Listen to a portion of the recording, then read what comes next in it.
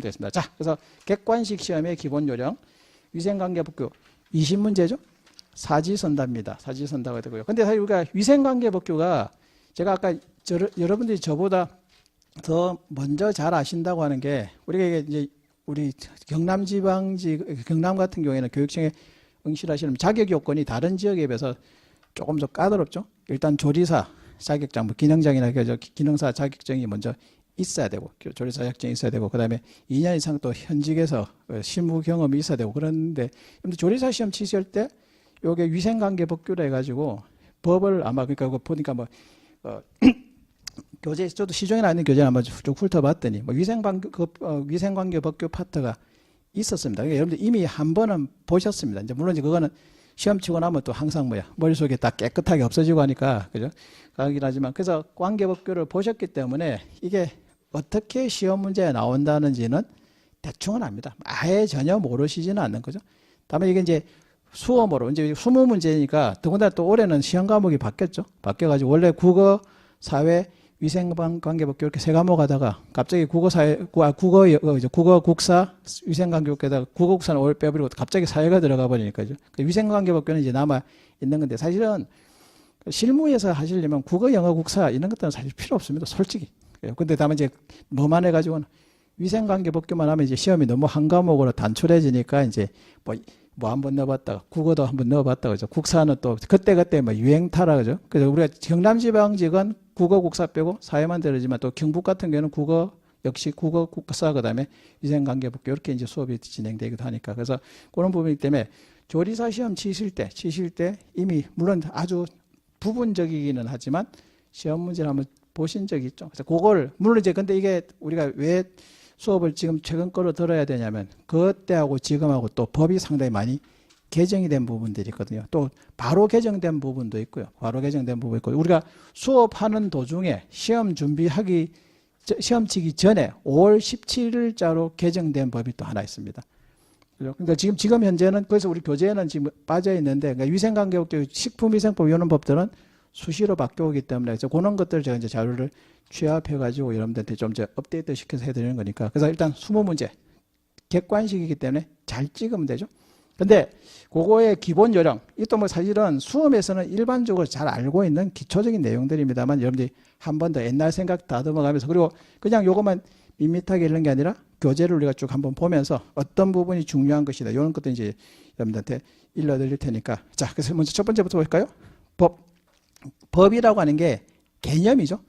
개념, 뭐 정의, 용어 뭐 다 같은 말입니다. 개념, 법은 개념이죠.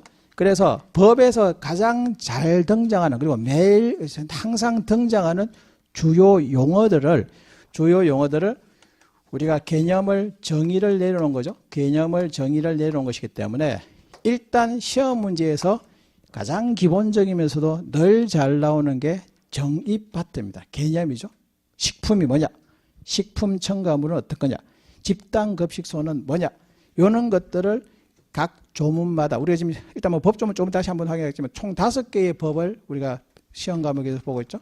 식품위생법, 학교급식법, 국민영양관리법, 뭐 국민건강보건법, 그다음에 학교보건법 이런 것들인데 그게 보니까 출제가 되는 게 결국은 제일 중요한 건 두 가지입니다. 식품위생법하고 학교급식법. 왜냐하면 여러분들이 조리직 학교 가셔가지고 근무하실 때가 물론 이제 집단급식 시설인데 뭐 대부분 학교 측이겠죠. 뭐 교도소나 뭐 이런 데도 범위에 들어가기는 하지만 교육청에서 뽑으니까 교육청에서 뽑았고 교도소 보내진 않을 거죠. 그죠? 그러니까 대부분 다 여러분들이 학교 급식을 하기 때문에 그래서 학교 급식법 요 두 가지가 사실은 양대축입니다. 다만 그거 두 개에다가 좀 더 범위를 높여가지고 국민영양관리법, 뭐 국민건강증진법 이런 법도 있죠. 학교보건법 이런 것들은 사실은 갖춰져 시험 범위에 넣어 있긴 하지만 막상 여러분들 업무 다루는 실무하고는 약간은 떨어져 있는 부분들이죠. 또 국민건강증진법 같은 경우도 우리가 보통 국민건강증진법은 가장 우리가 쉽게 알 수 있는 게 검역구역에서 담배 피우면 뭐 과태료 얼마다 뭐 이런 것들이 또 시험 범위에 그러니까 그 법 안에는 들어있지만 우리 조리직 준비하시는 분들하고는 사실은 그렇게 크게 뭐하지는 않는다. 크게 연관성은 없죠. 다만 이제 그 중에서 보시면 이제 뭐 국민 글자로 건강증진에서 뭐 영양 관리하는 거, 뭐 영양 조사하는 거, 뭐 이런 것들이죠. 조문 한 서너 가지 조문 있죠. 그것만 집중적으로 보시면 되는 거죠. 그래서 우리가 최근 아까도 말씀드렸지만 구색을 갖추기 위해서 다 조문을 집어넣긴 하지만 시험 문제는 거의 나올 가능성이 낮단 말이죠. 근데 어쨌든 그걸 다 보실 때 제일 처음에 정의죠. 이거는 법조문을 5가지가 이제 그래서 5가지 하겠는데 법조문의 제일 1조는 목적이 나옵니다. 목적은 글자 그대로 범 이름에 있는 겁니다. 식품위생법은 식품의 위생을 보호하기 위해서 여러 가지 기준들, 규격들 이런 것들을 정해놓은 것이 식품위생법이죠. 그러면 식품위생법에 등장하는 각종의 정의죠. 근데 이거는 객관식 시험 문제에서는 정의에 관련되는 것은 시험 치기 직전까지도 꼭 마지막까지 봐두셔야 됩니다. 그럼 예를 들어서 이제 교재를 보시면 식품위생법부터 한번 보실까요? 식품위생법이 나오는데 거기에 보시면 1조의 목적이 나오고 2조의 정의가 나오죠. 목적과 정의인데 정의, 개념입니다. 뜻이죠. 그럼 거기 보니까 개념. 근데 이건 이것도 우리 책을 쓰신 분이 상당히 잘 써셨는데 이게 실제 법조문은 이렇게 박스로 처리되어 있지 않습니다. 실제 법조문은 그냥 쭉 서술식으로 되어 있거든요. 그럼 서술식으로 되어서 우리가 읽을 때는 아는데 읽고 나서 머릿속에 남는 게 없어. 그래서 이제 이걸 박스로 처리하고 거기다 또 중요한 그 중에 핵심 키워드를 볼드체로 처리했죠. 근데 거기다가 이제 우리가 아까 제가 말씀드린 것처럼 형광펜 꺼내가지고 또 한 번 더 밑줄 준. 그러니까 형광펜은 절대 다치지 마십시오. 다치면은 치는 의미가 없습니다. 왜? 형광펜을 치는 이유는 나중에 시험 치기 전에 마지막에 정리할 때 요거만 빨리 보기 위해서 형광펜을 사용하는 건데 형광펜을 다 쳐버리면 치는 의미가 없죠. 그래서 이제 거기서 그 중에서 핵심 키워드를 잡아가지고 형광펜을 조금 그러니까 그래서 너무 아낄 필요는 없지만 또 너무 막 함부로 하지는 마시고 다음에 이제 혹시 그렇게 했을 때는 노란 거로 했다가 나중에 이제 두 번째, 세 번째 볼 때 강조할 때 연두색이나 아니면 주황색 또 그 다음에 빨간색 이렇게 해서 하면 되는 거죠. 그래서 밑에 정의 그럼 식품, 그럼 식품 예를 든다는 거죠. 모든 음식물 괄호 열고 식의약으로 섭취하는 것은 제외한다 이렇게 하죠. 그럼 시험 문제가 어떻게 나오겠습니까? 식품위생법상의 식품이란 모든 음식물 의약으로 섭취하는 것까지 포함한다 해서 틀리게 나오겠죠. 그러니까 그런 게 이제 그래서 제외 포함 이런 말들이 또 키워드가 되는 거죠. 식품 첨가물, 식품 첨가물 뭐 감미료, 착색료, 표백제, 산화방지제 등등 간접적으로 식품을 올라갈 수 있는 물질 이걸 첨가물.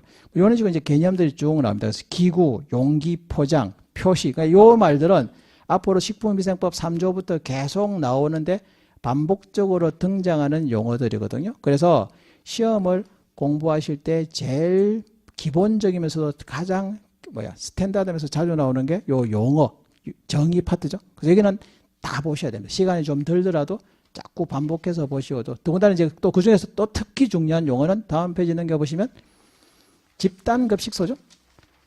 집단급식소. 여러분들이 근무하실 때가 집단급식소란 말이야. 그럼 이제 조리직 시험 문제를 낸다. 그러면 합격을 해가지고 어디서 근무할 건가? 집단급식소다. 그럼 집단급식소가 뭐다라는 것을 우리가 뭐 해야 되는 거야? 이거를 외워야 되는 거죠. 알고 있어야 되겠죠. 근데 집단급식소 그럼 이제 그거죠. 뭐가 아주 중요하겠습니까? 집단급식소의 가장 기본적인 기준 뭐? 50명 이상 요 숫자는 기본이겠죠. 그리고 집단급식소를 설치해야 되는 게 가부터 사까지겠죠.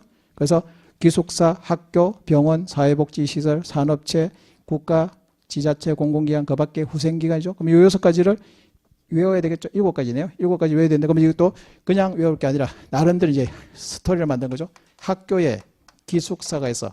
학교 기숙사에서 병원까지 그죠. 학교 기숙사에서 병원까지 그죠. 국가나 지자체가 학교 기숙사에서 병원까지 국가나 지자체가 사회복지 차원에서 후생을 정진시키기 위해서 산업적으로 조직적으로 지키게 한다. 이건 뭐 사실 말도 안 되는 이야기야. 말도 안 되는 이야기지만 여러분들 나름대로 이제 이걸 이제 외워야 되니까 그러면 그럼 다음 중 집단급식 시설이 설치돼야 되는 것 하면서 보기가 나오지겠죠. 그럼 이제 학교하고 기숙사가 붙어 있으니까 학교 기숙사에서 병원까지 국가나 지자체가 사회복지 차원에서 후생을 정진시키고 산업을 발전시키기 위해서 하는 장소, 집단급식소 뭐 이렇게 이제 나름대로 아니면 두 문자로 해야 되는데 이건 그냥 두 문자로 하는 것보다는 그냥 이렇게 쭉 하나의 단어 문장처럼 머릿속에 연상해서 하는 거죠. 그래서 각종에 있는 용어들 나오는 거죠. 개념되죠. 그래서 이런 것들이 특히 중요하죠. 그리고 집단급식소에서 식단 식단은 이제 급식 계획서가 되겠죠. 여러분들이 이제 요리 합격하셔가지고 거기에 이제 학교 급식 업무를 책임을 지시게 될 거란 말이에요. 학교 안에서는 책임을 지시게 될 건데, 그러면 거기에 이제 우리가 조리사분도 있고, 영양사분들도 있죠. 그러니까 그런 사람들이 이제 관리를 해야 되는 거죠. 지금 이제 관리 받는 입장이지만, 이제 여러분들이 뭐 하게 되면, 합격하셔서 이제 공무원으로 발령이 나면, 이제 그런 분들 관리하는데, 근데 관리하려면 알아야 되잖아. 그죠? 그러니까 모르고 관리를 할 수는 없는 거죠. 그래서 그런 급식단, 그럼 식단에 대해 급식, 그러니까 집단 급식소 또는 뭐 위탁, 우리가 학교에서 직접 운영할 수도 있는 거지만은, 위탁 급식을 하는 경우도 있죠. 뭐 위탁 급식할 때는 어떤 요건들에 갖춰야 되냐. 이거는 용어들이죠. 그래서 앞으로 집단 급식, 그다음에 위탁 급식 이런 말들이 나오면 이건 무조건 나온다고 봐야 되는 부분들이죠. 그래서 그런 부분을 이제 잘 선별해서 보는 거죠. 그러면 1편에 이제 식품위생법에 있는 용어들은 일단 무조건 다 중요합니다. 근데 그걸 중요한 부분이 어떤 부분으로, 근데 수험학적으로 또 어떻게 잘 나오냐 이런 걸 우리가 살펴보셔야 되니까 그렇게 되겠죠. 그러면 저 뒤에 두 번째 국민건강증진법이죠. 국민